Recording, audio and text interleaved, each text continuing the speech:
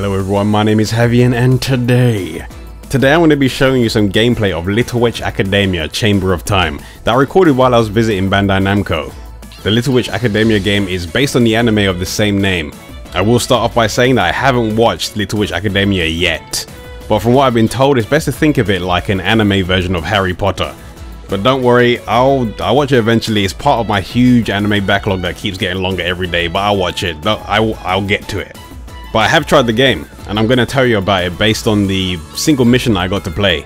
This game is a side-scrolling action RPG that will feel familiar to people that have played games like Dragon's Crown or Odin's Sphere. The main objective of what I played was to defeat the enemies in the area so you can progress onto the next section of the map. Once you've completed all the areas, then you'll need to fight a boss at the end, and the mission's over. From the small section that I played, I had access to 6 spells that could be activated by pressing L1 and square, triangle, or circle, or L1 plus R1 and square, triangle, and circle. These did things like cast fireballs, summon pillars of ice, summon a meteor that could fall onto enemies, shoot a beam of lightning, create a gravity well, or do some sort of cinematic ultimate attack that I assume will be different per character.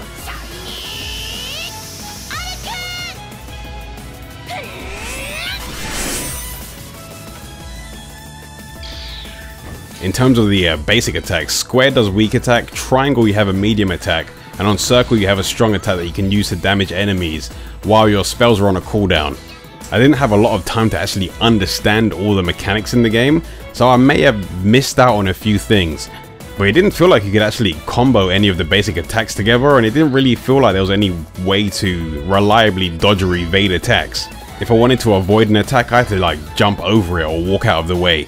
It's not really a complaint, but it did make the game feel a little sluggish when playing it for the first time. But like I said, maybe I missed out on something, or maybe it's something that I would have probably got used to if I played it for a little bit longer. But I did only have like 10 minutes to play this demo. While you're in the mission, you can have another 2 characters that can fight alongside you. And for the most part, they actually did a decent job at being a distraction when I was fighting some of the smaller enemies. But the AI did seem to just stand around and do nothing while I was fighting bosses. It isn't really something I can hold against the game since it's still a work in progress demo, but I hope things are polished up and I hope things do get better in the full game. The boss at the end of the mission was against a giant golem style enemy. I had to evade its slamming and swiping fist attacks while attacking the clearly marked weak points.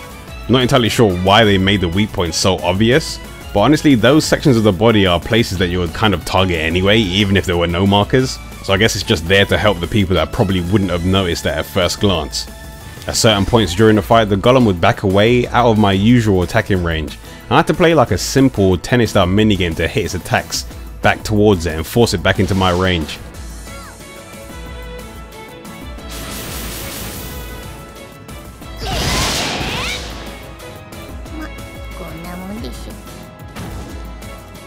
Towards the end of the fight, the boss became enraged and it was a bit more aggressive.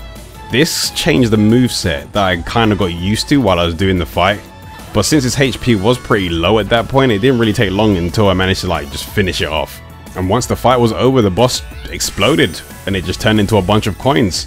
I guess that's the loot in this game, which I'm gonna assume will be used for buying things for your characters in the full game. But overall, I will say that the demo was actually fun, and I'm sure I'll play it when the full game comes out.